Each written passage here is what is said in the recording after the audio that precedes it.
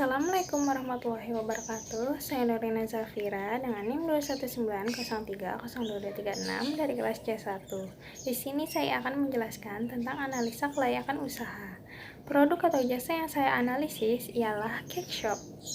Di sini penilaiannya terbagi menjadi 3, yaitu potensi rendah dengan -1, potensi sedang dengan 0, dan potensi tinggi dengan 1. Yang pertama yaitu analisa kekuatan ide bisnis, produk atau jasa.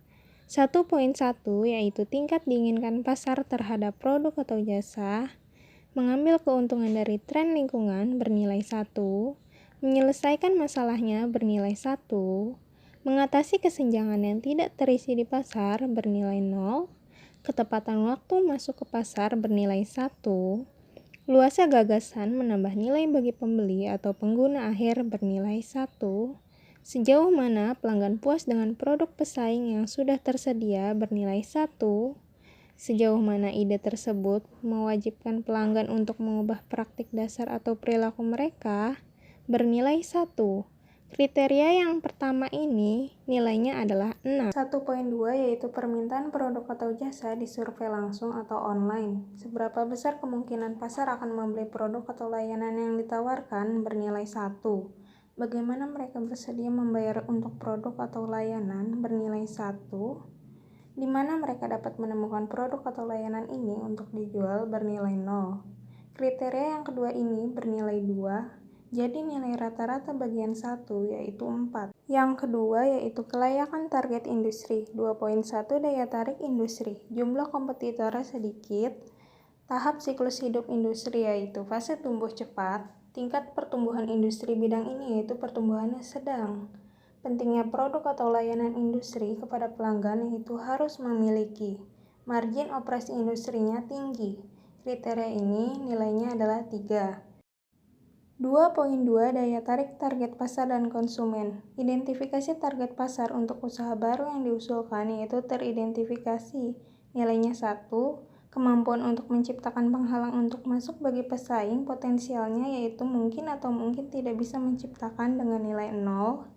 Daya beli pelanggan yaitu tinggi dengan nilai 1. Kemudahan membuat pelanggan sadar akan produk atau layanan baru yaitu sedang dengan nilai 0.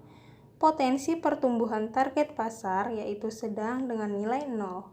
Kriteria ini bernilai 2, jadi nilai rata-rata bagian 2 yaitu 2,5. Yang ketiga yaitu analisa kelayakan organisasi. 3.1 Kecakapan manajemen. Pendiri atau pengalaman pendiri dalam industri dengan pengalaman sedang. Pendiri atau keterampilan pendiri terkait dengan produk atau jasa baru yang diusulkan yaitu terampil. Sejauh mana jaringan profesional dan sosial pendiri atau pendirinya di industri yang relevan yaitu luas. Sejauh mana usaha baru yang diusulkan tersebut memenuhi tujuan dan aspirasi pribadi pendiri yaitu kuat. Kemungkinan tim bisa disatukan untuk memulai dan menumbuhkan usaha baru yaitu sangat mungkin.